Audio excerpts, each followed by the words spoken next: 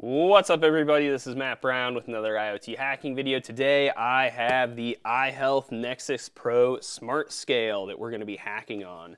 So in today's video, what we'll focus on is the mobile application. So obviously many of these IoT devices are necessarily paired with a mobile application that are used to communicate with the device. That is especially the case with this device because this is a Bluetooth only scale. It doesn't connect to Wi-Fi. The only way that it gets the data back to you and up to any cloud services is all through the mobile application.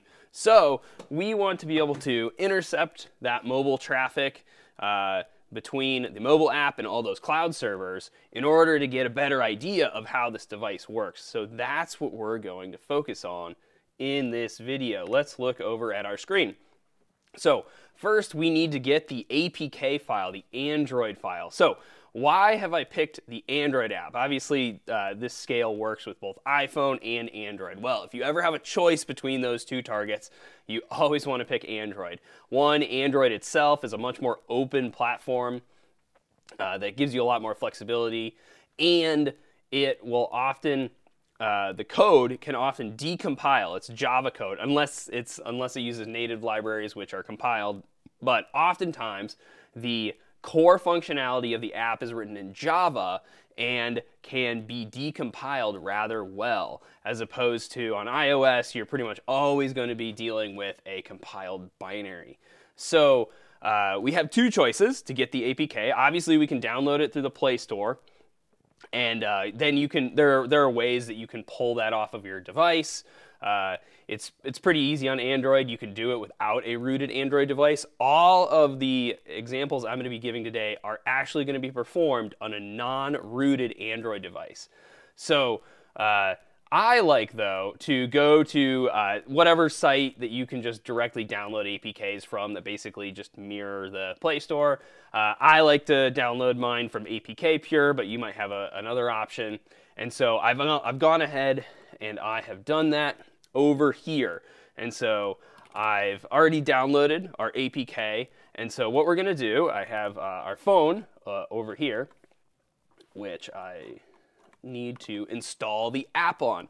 So the way we're going to do that with ADB is we're going to say ADB. So first of all, I have my phone here. It's connected via USB, and I can run the ADB devices command, and it recognizes that I have a phone attached to my computer. And now I'm going to run ADB install and then the application. And it's going to say performing streamed install. And then it says we were successful. So now let's look back over on our phone, and I can swipe up and I can select the iHealth application here. So this is great. Now I have the application installed on my phone, but I want to set up my device so that all of the web traffic that's going on between this device and the iHealth cloud servers that are out there somewhere in the ether, I want to be able to intercept all of those HTTP requests. And so to do that, we're going to first, we're going to come over here. There's a really cool thing you can do in ADB. So we can set up a reverse proxy from localhost on the phone port, 8080 to my computer port 8080. So this is really useful because then in the proxy settings on the phone, all we have to do is go into those advanced settings and set 192.1, or excuse me, localhost, so 127.0.0.1:8080, and that's going to set our proxy, and it's going to proxy it actually through the USB cord through ADB to my computer. And so we're going to do that. Now, obviously, we need a proxy to be running on my computer on port 8080. So the proxy I'm going to be using today is Caido. I've recently started using this in place of Burp Suite. It has a lot of cool features. It's written in Rust, so it's really fast. And the recent update had a lot of quality of life improvements for Linux, which I enjoy because that's my primary operating system I use as a daily driver. So I'm going to go ahead and click Connect in Caido, and then we're going to actually, just for examples here, we're going to go to Workspace, and we're going to create a new project here. So we'll just call this iHealth Test. And so we'll create a brand new project that is clean. We have no previous HTTP communications here. And so it's going to tell us the first thing we need to do is, if we haven't done this already, and we're going to walk through it, is to set up the CA certificate of Caido to be trusted by our client. In this case, it's our mobile device. So to do this, there's a pretty handy way we can do this. We can go to our phone over here. Let's close out of this application for now. We're going to go to Chromium. And because we've already set up that reverse proxy, right? So on my computer, that port 8080 is being mapped onto the phone's port 8080. So I can actually go like this, and I can go /ca.crt.crt, and it will say, hey, there's this security thing with directly installing a certificate out of a browser, because, you know, bad guys could try to do that. But it'll download it, and then you have to go through the manual process of going to the settings here. I'm just going to swipe through this, and we can search for, you know, certificate management, install a certificate, CA certificate, and then you search your file system for that certificate that you downloaded, and you click through all the things that says, oh, if you don't trust the owner of the key that's associated with this certificate, then you could be attacked. But we are the ones that have this Caido key insert pair, so we're okay. I'm just going to swipe away from this because we already have that certificate installed and entrusted on our device. So now what we're going to do is we're going to go to our network settings here, and you will see here, this is my local Wi-Fi network, and I'm going to go up and say Edit, and you'll see that I have a manual proxy set. So I've already have it set up. So we're going to say manual proxy, and we have the host name as localhost, and then the proxy port is 8080. Again, that port, localhost 8080 on the device, is being proxied through our Ethernet, through our ADB connection to our computer, and so it will connect to Caido that way. So now that we have all of that set up, we should be able to go over in Caido, and we're already seeing traffic. So this is really cool. So we could go in Chromium here, and we can say, you know, test 1, 2, 3. We can do that search, and then we should be able to see all of the traffic that results from that search that I just did. I can't actually see the exact request, but you get the idea. We're intercepting all the traffic on the phone that can be intercepted. So here's going to be the tricky part. Let's go ahead and open now our iHealth application and see what happens. So we're going to swipe away from that. We're going to go open our iHealth application, and then let's just, you know, say, you know, try to log in. It's going to say network error. So the problem here, so the phone, the operating system, has been set up to trust that CA certificate, but our application is performing what is called certificate pinning. And certificate pinning is very different from certificate validation. So if a client, a TLS client, is not verifying the server cert that it is trusted, that would be really bad. That would be an actual security issue.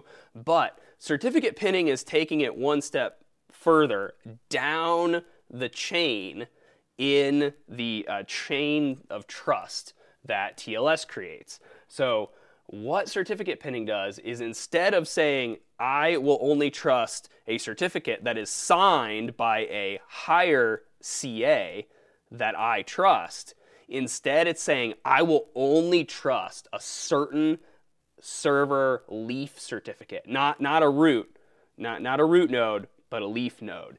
And so this causes a lot of problems for us. This is not really a security enhancement because, as you're going to see, we just have to do a little bit of song and dance here to bypass this certificate pinning.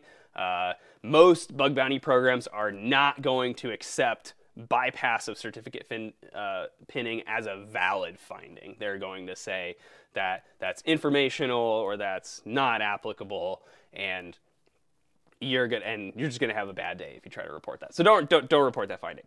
But if you have a finding that's missing any kind of certificate validation, whether it's at the root level or anywhere up in the chain, if it just blindly trusts whatever certificate it receives, that is an issue. And oftentimes programs will confuse the two and try to brush off a real security issue. That's just my rant. Happened to me a couple times. Let's get back to the main thing you're here for, and that's we need to modify something here. So there's one possibility. If we have a rooted device, we could run directly on our phone a tool called Frida, and then we could interact with the live running process of this application and hook certain calls where it's checking for the CA certificate, and we could do some song and dance to disable that certificate pinning in that way. But this device is not rooted, and I want to show that this is all possible on a non-rooted device. So what we're going to have to do is we're going to have to modify this APK. We're going to have to unpack it, do some modifications to it, and then repackage it back up. So I have a GitHub repository here that I've started, just called Hacking Docs, where I'm going to start to drop some of these tips and tricks just for my own reference and for other people if they find it helpful. So under the mobile category, which is all I have added so far, I have this kind of list of things I do every time I need to modify an app like this to bypass certificate pinning. And so I actually have a copy. You know what? Actually, let's grab this and let's take this over here. Awesome. Let's just reorg the screen. Perfect. So what we're going to do now.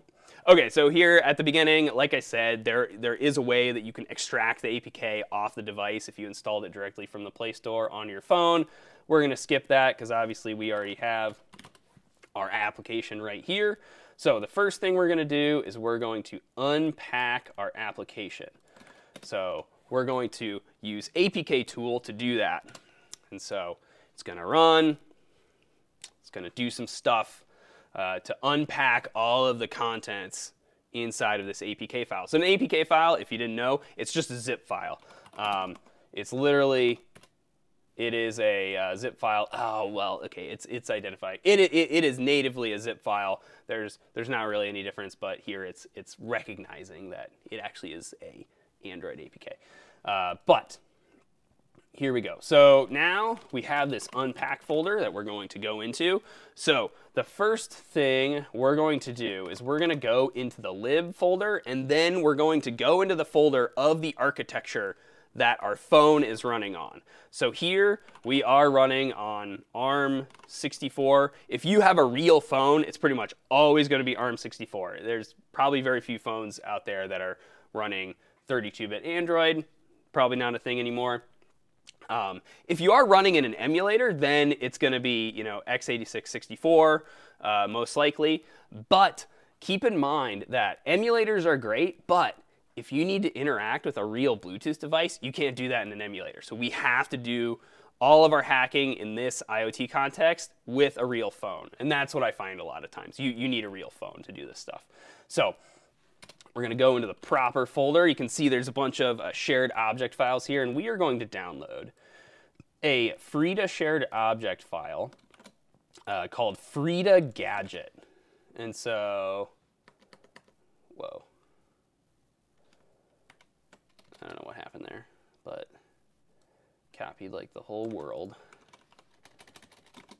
There we go. We're going to download that file, and then I'm just going to run unxz on it, and we're going to move it to this.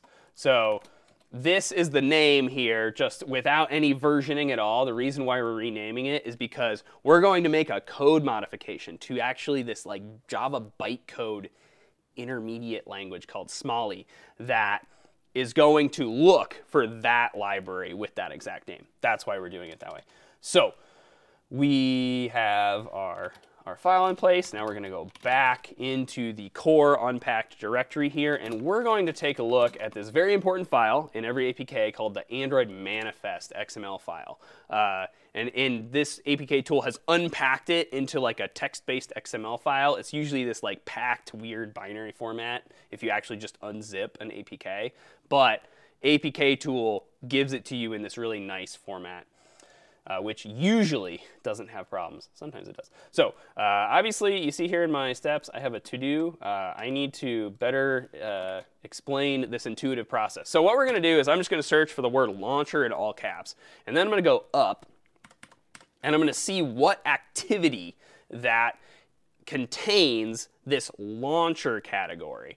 And so we can see here that the Android name right here is the activity that is the launcher. There's only one launcher that's going to be inside of an Android application, and that is basically the code reference that the Android operating system knows, hey, when we launch the application, this is like the entry point. This is where you're going to go run your code first. So we want to make our modification at that location so we can start our interception process right off the bat when the application opens. So, oh, and I should have described more. So what this Frida gadget modification is going to do is it's going to hook into where we make the code modification, and it's going to pause. And it's going to pause until we connect to it with the Frida toolkit. And then we can interact with it in the same way that we would if we were, you know, on a rooted device and we had Frida running and we were interacting with a live process. We can do the same thing if we inject this gadget into the actual application itself. So, so we have that, and then, like I said, this is kind of an intuitive process. So now what I do is I just grep recursively for that thing, and you're going to get a bunch of results, but what you're basically going to look for is something like this, something where that welcome activity, the same activity name, you're going to look for one of these Soli files, and then I'm going to go and vim that, and you can see this is all like a text-based representation of all the Java code. So this is an intermediate language, Soli is, in between compiled Java bytecode and the actual like Java code that was originally the source code for this device, this application. So now what we're going to do is we're going to look for a specific constructor for this class that is the entry point. And we can see right here, and okay, so there's an extra modification that I don't even have in my notes that we're going to have to make here. That I will probably have to add to these notes. So here are the 2 lines of Soli code that we want to add to our the constructor of the entry point. And so what this is going to do is it's going to load into a string the words Frida gadget, and then it's going to say invoke static on the string, which, you know, is this v0 variable. Now, this says local 0 up here. This is a little tricky modification that you can miss sometimes. We have to set this to 1 because this is basically telling the, you know, assembly language how many local variables exist in a given function. So if there are 0, you want to change that to 1. If there's more than 1, you don't need to change it because you're just gonna, because most likely you're gonna see this v0 variable are used further down in the method, and then you can just use it, and then the code below you is just gonna reset a new value to that variable, and it's gonna reuse the variable. So yeah, you only have to modify this if it's 0 and you're adding a variable. You need to change it to 1. It's a really long-winded example of why I made the change that way. So now what we're going to do is we're going to do one more check inside the Android manifest file. We're going to look for the application element. This is a really important XML element inside of here. And we see all these properties here. And the first one we're going to search for is extract native libs. This is set to false. We need to set this to true. This is actually like the only one you really need to set. Sometimes I've had errors if use clear text traffic is off, but in this case it's already set to true in this application that it uses some form of clear text traffic. That's interesting. So we're gonna save that, and those are all the modifications we want to make. So now we're gonna go back out to our parent directory here, and now we need to make a key, because even though this key doesn't have to be trusted in any sort of chain, to install an APK on an Android phone, it must be signed. It doesn't care who signed it, it just must be signed.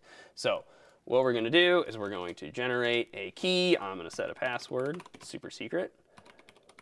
It's called password. And then I'm just gonna hit enter for all those values. Is that correct? Of course it's correct. Okay, cool. So now I have this custom.keystore file that is a Java key store, and that's what because all this stuff is Java, Android, it's all Java stuff. So of course, Java has its own file format for storing keys, unlike the rest of the world.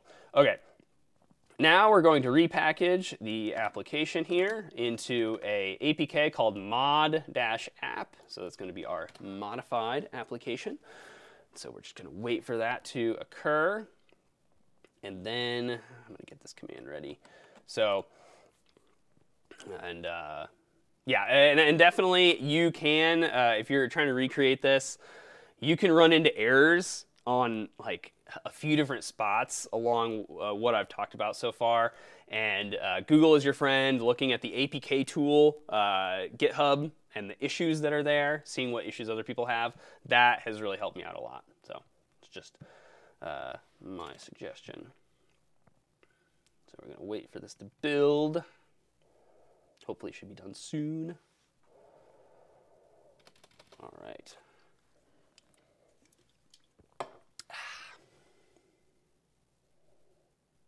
All right. Come on. APK tool.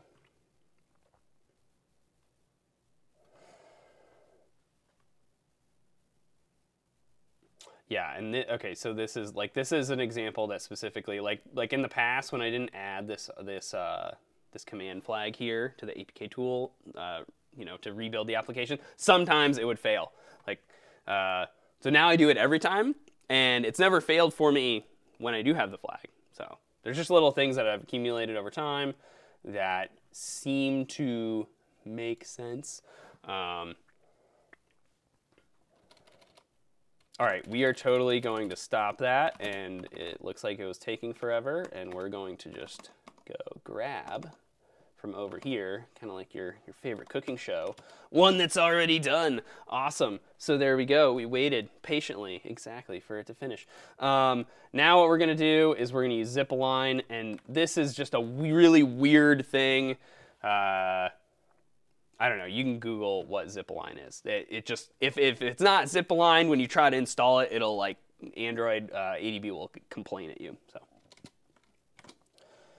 There we go, and then it's going to create that zip-align file as final mod app, and then we need to sign that final mod app, and then we put in our super secret password, which is password in my case, and then we have our APK file. So right here, final mod app is now signed, modified, repackaged, all of that stuff zip aligned, everything, and now it is ready to install. So bit of advice, because the signing key changed, if you try to install that when you have the other app installed, it might give you an error.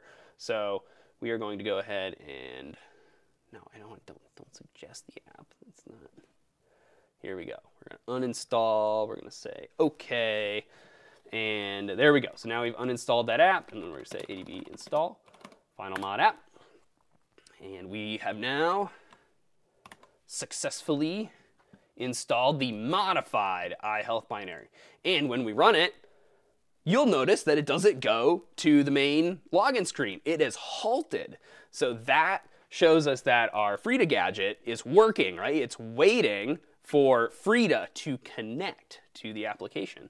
And so what we're gonna do here is there are a couple scripts here that are common scripts that can be used in Frida to just automatically, it'll just look for all instances of cert pinning, and it will try to make modifications to the running code and disable it. So I found that this first one, it'll work sometimes, and it will not work other times. And here, actually, yeah, let's show what that not working looks like, because it's definitely not gonna work in this case. Attaching, yeah, and then you get all these errors, some kind of error, and then it does continue on, but it hasn't actually successfully bypassed cert pinning there. So then what I do is I just go down the list to some of these other cert bypassing scripts. And so let's launch our application again. It pauses, we run Frida. It looks great. Here we are, and then over in Caido, what we're going to hopefully see is if we go we try to like log in here just with some bogus data. Aha, you said user does not exist this time. So we can see now in our reverse proxy Caido that we have successfully intercepted an API request to api.ihealthlabs.com. So now we're in business now. We're able to intercept traffic. So what I want to do is I want to get my Caido environment set up and so I can focus on the traffic that I care about. Because you'll notice that on an Android device I get all this annoying Google and Play Store crap going on here. And so what I'm going to do is I'm actually going to take this this host here, and I'm going to go and create a scope. We'll just call it iHealth here. We'll make a new preset. Oops. So new iHealth. And then what I'm going to do is I'm going to just take out API. I'm going to put a star there. So it's a wildcard. So it'll match any, subdomain of iHealthLabs.com. So we're going to hit save in our scope. And now in our HTTP history here, what we can do is we can go hit our drop down here for the scope, and we can just have it filter down to our scope selection. So gets us a lot more focused of an interface. So now what we're going to do is I'm going to leave you over on this screen, and then I'm going to log in on the phone.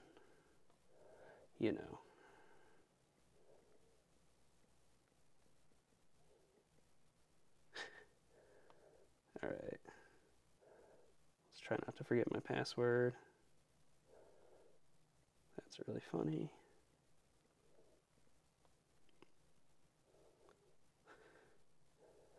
All right, there we go. Now I'm logged in. Okay, now I can show you the app. All right, we're gonna say cancel. You can see here, yep, I'm definitely 7 foot. That's true. And then so here we have access to my account. We're logged in, and we saw in Caido tons of traffic being generated from this. So we can look through some of this. Let's let's see. There's some API requests that don't really get us anything. Here's let's just look.